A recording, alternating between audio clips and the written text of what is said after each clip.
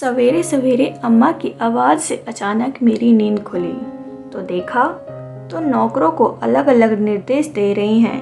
पूरे घर में हलचल मची थी। आज गरीब रथ से जया दीदी आने वाली हैं। यह दीदी हम बहनों में से सबसे बड़ी हैं। उनकी शादी बहुत ही ऊंचे खानदान में हुई है। साथ में दोनों बच्चे व जीजा जी भी आ रहे हैं। अम्मा चाहती हैं कि इंतज़ाम में कोई कमी ना हो। तभी बाबूजी की आवाज़ आई, अरे बैठक की चादर बदली की नहीं, मेहमान आने ही वाले होंगे, सब कुछ साफ सुथरा होना चाहिए। तभी अम्मा की नज़र मुझ पर पड़ी। अरे नैना, तू ऐसे ही बैठी है और यह क्या? सोनू तो एकदम गंदा है। चल जा, तू भी तैयार हो जा और सोनू को भी ढंग से तैयार कर देना, वरना मेहमान क्या कहेंगे। अम्मा की बातें सुनकर मन बहुत बेचैन हो गया। मैं भी शादी के बाद जब एक दो बार आई थी तब घर का माहौल ऐसा ही रहता था। पहली बार जब मैं शादी के बाद मायके आई थी तब सब कैसे खुश हुए थे। क्या खिलाए, कहाँ बैठे, लग रहा था जैसे मैं कभी आऊंगी ही नहीं। लेकिन कितने दिन ऐसा आदर सत्कार मुझे मिला। ससुराल जाते ही सबको मेरी बीमारी के बारे में पता चल गया। कुछ दिनों तक तो उन लोगों ने मुझे बर्दाश्त किया, फिर बहाने से यहाँ लाकर बिठा दिया। दरअसल मुझे सफ़ेद दाग की बीमारी थी जिसे छुपा कर मेरी शादी की गई थी। फिर घर की प्यारी बेटी जो पिता की आंखों का तारा माँ के लिए नाज थी, वह मायके आ गई। जो पिता मेरे दिल से इलाज करवाते थे, उन्हें अब मेरी ज़रूरी दवाएं भी बोझ लगने लगी। माँ को शर्म आने लगी कि पास पड़ोस वाले कहेंगे कि बेटी मायके में आकर ही बस गई। अभी यह लड़ाई चल ही रही थी कि मेरे ऊपर एक बोझ और आ गया। जब मैं माँ बन गई, नाती के जन्म की जैसी खुशी होनी चाहिए वैसी किसी में नहीं थी।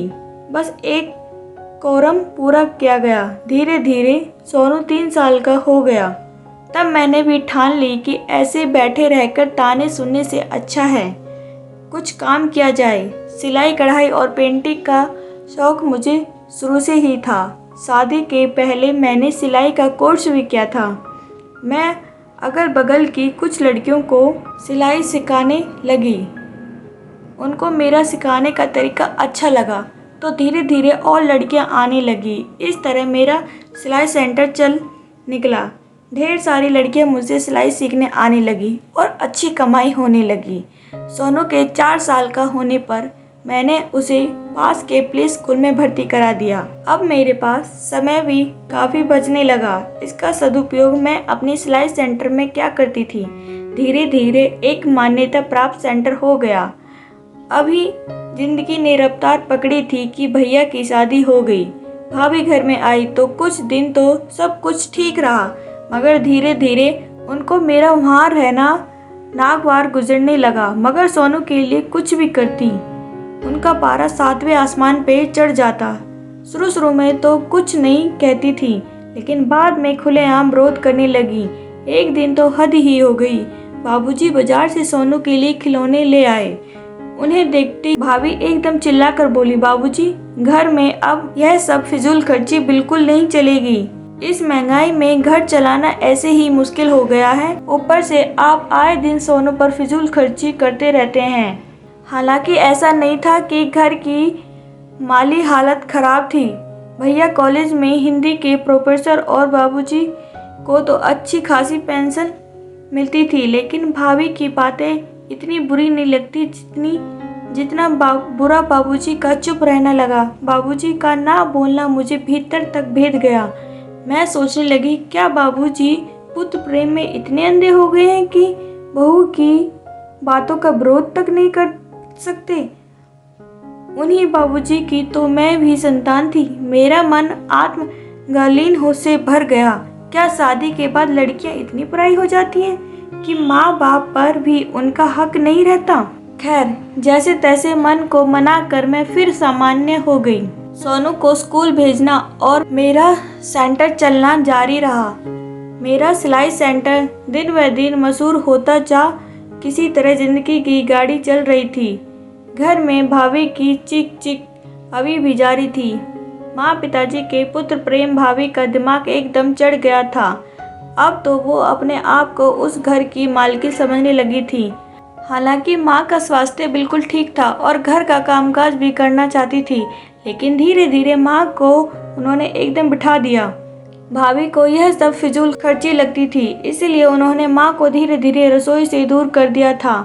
मैं तो उन्हें फूटी आँख नहीं सुहाती थी। मुझे देखते ही बेवजह अपने बच्चों को मारने पीटने लगती थी। एक दिन मैं दोपहर को सिलाई सेंटर से खाना खाने घर पहुंची तो बाहर बहुत धूप थी। सोचा घर पहुंचकर आराम से खाना खाऊंगी। हाथ मुंह धोकर खाना लेकर बैठी ही थी कि भाभी ने भुनभुनाना शुरू कर दिया कि कितना आराम है, बैठे बैठे आराम से खाना जो मिल जाता है।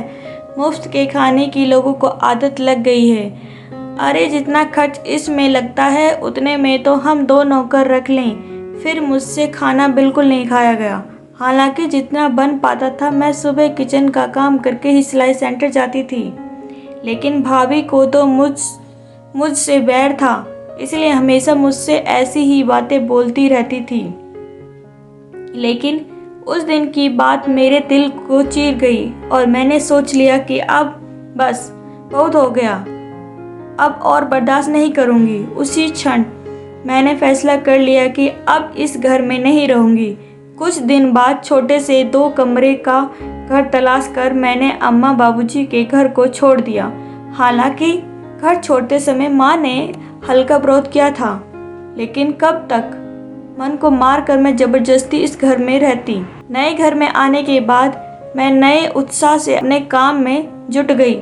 अपने घर की याद तो बहुत आती थी, मगर फिर सोचती कैसा घर जहाँ मेरी कोई कीमत ही नहीं है। खैर मैंने अपने आप को पूरी तरह से अपने काम में संभाल लिया। सिलाई सेंटर में लड़कियों की भीड़ ज़्यादा बढ़ गई तो सेंटर की एक शाखा और खुली थी। सोनू भी दिनों दिन बड़ा हो रहा था और पढ़ाई में जुटा था। पढ़ने में वह काफी होशियार था, हमेशा अच्छे नंबरों से पास होता था। दिन पंख लगाकर उड़ रहे थे। अम्मा बाबूजी का हाल चाल फोन से पता चल जाता था।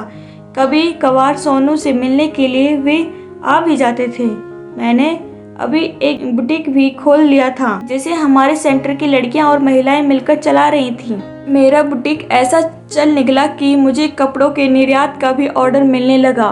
मैं बहुत खुश थी कि मेरी वजह से कई महिलाओं को रोजगार मिला था। अब सोनू भी MBA करके मेरे आयात निर्यात का काम देखने लगा था। उसके बारे में मुझे एक ही चिंता थी कि उसकी शादी कर दूं। एक दिन मेरे मायके की गीता आंटी मिली। कहने लगी कि तुमको पता है तुम्हारे मायके में क्या चल रहा है। मेरे इनकार करने पर उन्होंने बताया कि तुम्हारी भाभी तुम्हारे माँ बाबूजी पर बहुत अत्याचार करती है। तुम्हारा भाई तो कुछ नहीं बोलता। अभी कल तुम्हारे बाबूजी मुझसे मिले थे। वह किसी वृद्ध आश्रम का पता पूछ रहे थे। जब मैंने पूछा कि वह वृद्ध आश्रम क्यों जाना चाहते हो, तो उन्होंने कहा कि मैं अब इस घर में एकदम नहीं रहना चाहता हूँ। बहू का अत्याचार दिन ब दिन बढ़ता ही जा रहा है। यह सुनकर मैं रोने लगी। मेरे अम्मा बाबूजी की हालत हो गई है और मुझे पता भी नहीं चला, तो मेरा मन धिक्कार उठा। यहाँ मेरी वजह से कई परिवार चल रहे थे और वहाँ मेरे अम्मा बाबूजी की यह हालत हो गई है। रात को ही मैंने फैसला कर लिया, बहुत हुआ अब और नहीं, अम्मा बाबूजी को यहाँ ले आऊँगी। अगले ही दिन गाड़ी लेकर मैं और सोनू उनको लाने के लिए घर गए। हमें देखकर वे रोने लगे। हमने उन्हें चुप कराया और फिर साथ चलने को कहा। अभी वे कुछ बोलते उससे पहले ही वहाँ भाभी आ गई और अपना रोना धोना चालू कर दिया। बाबूजी ने उनकी तरफ देखा और शांति से बस इतना कहा, हमें जाने दो बहू। अम्मा बाबूजी गाड़ी में बैठ गए और मेरे साथ रहने लगे। मुझे लगा आज मैं हवा में उड़ रही हूँ। आज मैंने जिंदगी की जंग को जीत लिया था। दोस्तों, एक बहू जो अपने सास ससुर को या नंद को तकलीफ देती है, वह क्यों भूल जाती है? वह भी तो एक औरत को दूसरी औरत तकलीफ दे सकती है। Thank you. अगर आपको मेरी ये वीडियो पसंद आई हो प्लीज़ लाइक करना, शेयर करना एंड कमेंट करके ज़रूर बताना।